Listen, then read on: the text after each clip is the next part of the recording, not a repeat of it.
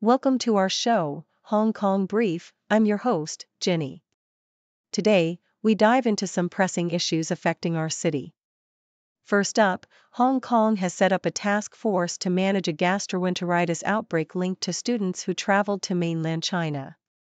With over 90 reported cases, the Education Bureau is urging schools to implement safety measures to protect our children. In financial news, Hong Kong's stock market has made a comeback, snapping a 5-day decline thanks to a surge in tech stocks driven by excitement around artificial intelligence. The Hang Seng Index saw a notable increase, with major companies like Alibaba and Wuxi Biologics leading the charge. This rebound comes amid a backdrop of fluctuating U.S. markets, adding an interesting twist to the investment landscape. Lastly, we spotlight Tai Po striker Lucas Silva, who has expressed regret over not playing for Hong Kong during his absence. Now leading the league with 13 goals, Silva aims to make a mark with Tai Po, emphasizing the importance of community in sports. His journey reflects the passion and aspirations of many athletes in our city. Please continue to watch for more detailed coverage. South China Morning Post reports that Hong Kong has established a task force in response to a gastroenteritis outbreak affecting students on exchange tours to mainland China. Education Secretary Christine Choi Yuk-lin announced that at least 92 cases were recorded, linked to trips to Huangshan and Shaoguan. While preliminary investigations did not confirm a direct link to food provided by tour groups, Choi indicated that the infection likely spread through interpersonal contact. The task force aims to enhance safety protocols and maintain communication with mainland authorities to ensure the well-being of students during future tours. Schools are urged to prioritize safety and stay updated on health guidelines, especially given the rising activity of norovirus. In another development, Hong Kong's stock market rebounded on Friday, breaking a 5-day decline as investors regained confidence in tech stocks amid optimism for artificial intelligence advancements. The Hang Seng Index rose by 0.9%, with notable gains in companies like Alibaba and Wuxi Biologics. However, concerns regarding CK Hutchison's asset sale led to a significant drop in its shares. The overall market has seen a 17% increase this year, buoyed by a tech sector rally of 28%. The backdrop of this recovery is a correction in U.S. equities, where President Trump's proposed tariffs have caused a dip in major indices, prompting global banks to reassess their outlook on Chinese stocks. Lastly, prolific striker Lucas Silva, currently with Tai Po, expressed regret over not being able to represent Hong Kong during his football career. Having scored a league-high 13 goals this season, he reflects on his past experiences and the excitement of watching friends play for the national team. Despite his success with Tai Po, where he aims to secure another title, he acknowledges the challenges of playing for a community club compared to more affluent teams. Silva's dedication shines through as he continues to push through injuries, aiming to contribute to his team's success in the upcoming match against Eastern, while also praising his coach for his ability to find the right players for the club's needs.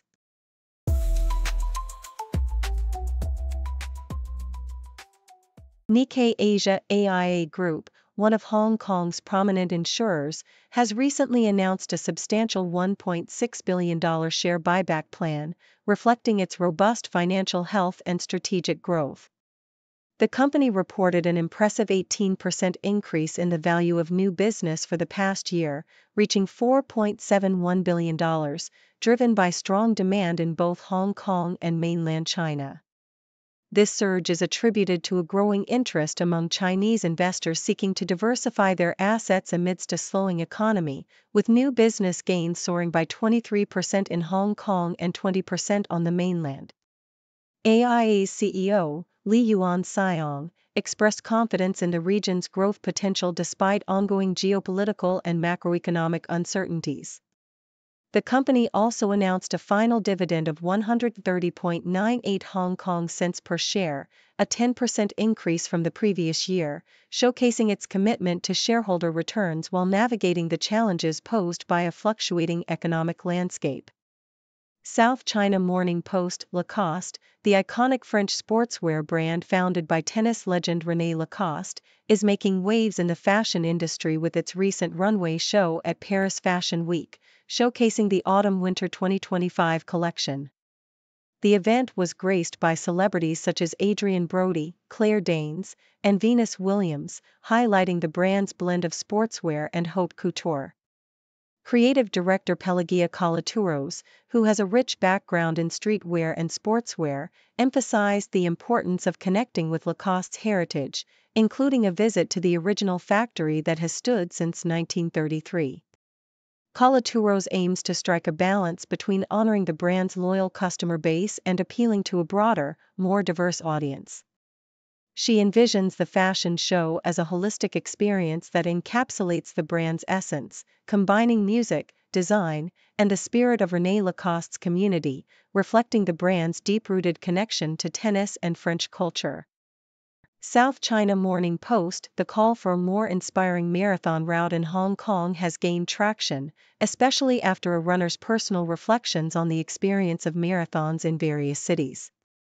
The author, who has participated in marathons in Hong Kong and Tokyo, noted the stark contrast between the two experiences.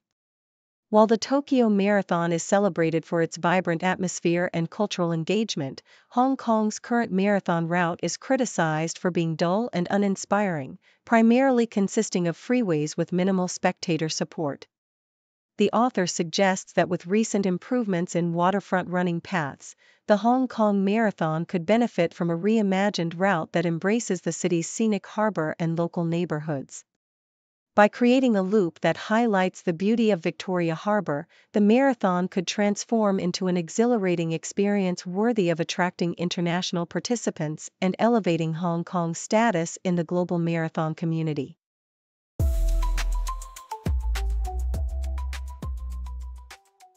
South China Morning Post reports on the dramatic arrest of former Philippine President Rodrigo Duterte, who famously declared, "You have to kill me to bring me to The Hague," during a tense standoff with police.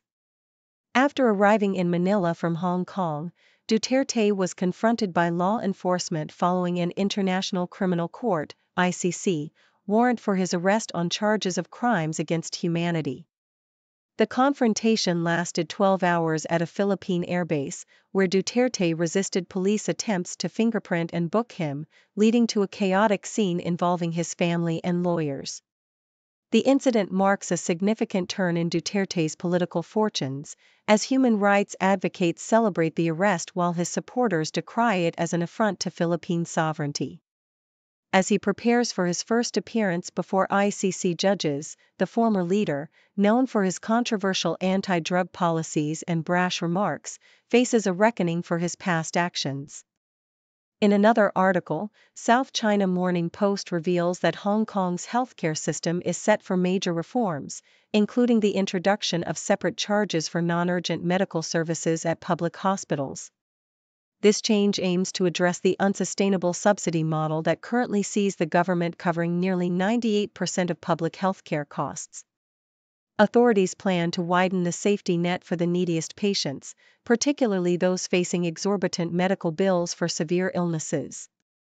The reforms come as officials acknowledge the strain on healthcare resources due to rising demand and the need to reallocate funding more effectively. While the specifics of the fee adjustments remain undisclosed, the government seeks to balance the financial burden on middle-class patients with the need to protect the most vulnerable, ensuring that no one has to sell their property to afford necessary medical treatments. Lastly, South China Morning Post highlights the impact of Hong Kong's property slump on the assets of celebrities and tycoons, including notable figures like Nicholas Tsay and the family of the late Stanley Ho. With retail sales declining and the commercial real estate market struggling, properties owned by these high-profile individuals have seen significant drops in value. Tsay recently leased out a shop at a 40% discount after it remained vacant for over a year, reflecting the broader challenges faced by the city's retail sector. The report indicates that the commercial property market has experienced a downturn, with vacancy rates rising and landlords focusing on maintaining tenants at lower rents to preserve cash flow. As Hong Kong's property landscape continues to face headwinds, analysts predict that the retail market will remain under pressure, exacerbated by competition from mainland China's efficient online markets.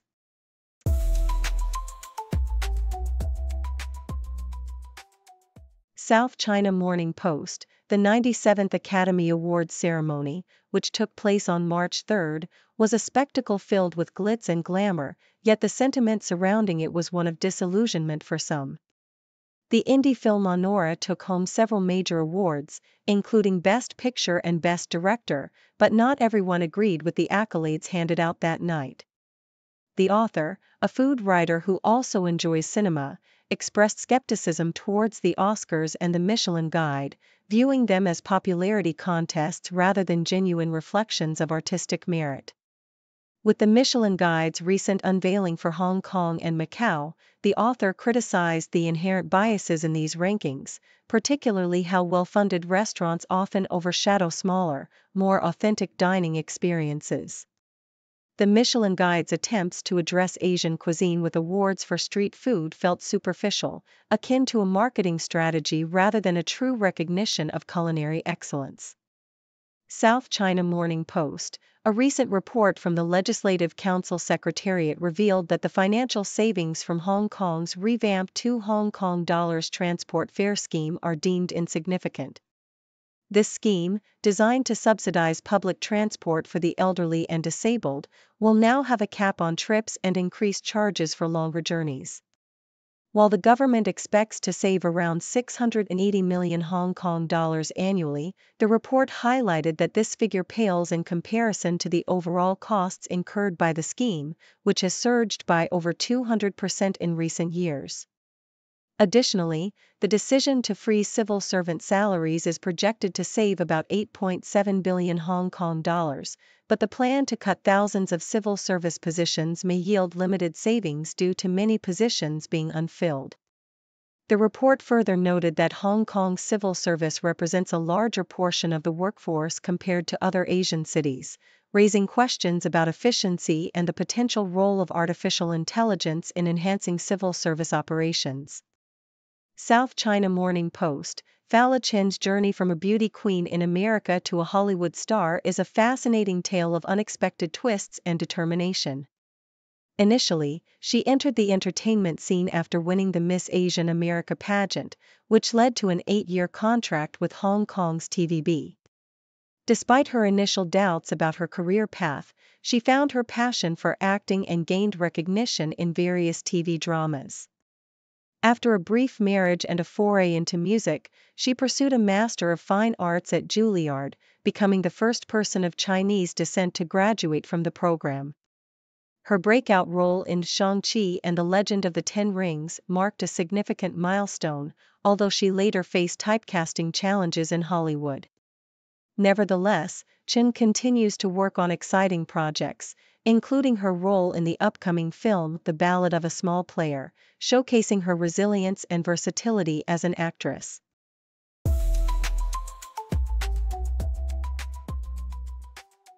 Foreign policy. The arrest of former Philippine President Rodrigo Duterte on March 11 marks a dramatic turning point in the nation's political landscape, as he becomes the first Asian leader to face trial at the International Criminal Court, ICC, for charges related to his notorious anti-drug campaign. Once celebrated as a populist hero, Duterte's downfall is a result of a fierce power struggle with current President Ferdinand Marcos Jr., who has taken a more cautious stance on human rights. The families of victims from Duterte's war on drugs, which has seen thousands killed extrajudicially, have long awaited this moment of accountability. The ICC's involvement signifies a rare instance where international justice holds a powerful figure accountable, prompting discussions about the future of governance in the Philippines and the potential for reform amidst a backdrop of ongoing violence and political strife. SCMP opinion. The Hong Kong judiciary's independence was recently underscored when the Court of Final Appeal quashed the convictions of 3 former members of the Hong Kong Alliance, who had been wrongfully penalized for failing to comply with a police order related to the national security law. The court's ruling highlighted the necessity for clear evidence in legal proceedings, emphasizing that mere belief in an organization's status as a foreign agent is insufficient to justify police actions. This case not only reflects the evolving landscape of legal interpretations under the national security law but also serves as a reminder of the judiciary's role in safeguarding the rights of individuals against potential overreach by authorities. The government has expressed its commitment to reviewing enforcement practices, indicating a willingness to learn from judicial outcomes as Hong Kong navigates this complex legal framework. South China Morning Post: Mick Schumacher, the son of legendary F1 champion Michael Schumacher, has faced a tumultuous journey in the world of motorsport, striving to establish his own identity amidst the shadow of his father's monumental legacy. Despite early successes in karting and a promising start in Formula racing, Mick's tenure with the Haas F1 team ended after a series of costly mistakes and disappointing rankings. Now serving as a reserve driver for Mercedes-AMG, Mick is at a crossroads in his career, grappling with the pressures of expectation while attempting to forge a path of his own. His reflections on setbacks reveal a resilient spirit, as he navigates the challenges of competition and personal growth, all while maintaining a degree of privacy regarding his personal life, including rumored engagements. His story is a testament to the complexities of legacy, ambition, and the pursuit of excellence in a high-stakes environment.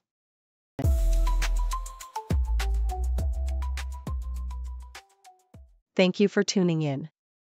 The content above showcases the latest briefing reports and analytical synopses, thoughtfully curated by the 6Do team. These insights stem from a wide array of reputable media outlets, think tanks, government sources, and specialized experts worldwide. We encourage you to explore these sources for a comprehensive perspective. Keep in mind that while the content may not always align with the official standpoint of 6Do Brief, it's not meant to be taken as absolute directives for decision-making. Comprising seasoned media professionals, learned scholars, and accomplished scientists, the 6Do team embodies a trailblazing, fully independent media entity. To customize 6Do Brief to meet your professional needs, you have the option to subscribe to a diverse array of briefings on our website, 6dobrief.com. Regardless of your location, you can conveniently receive 6Do Brief via email.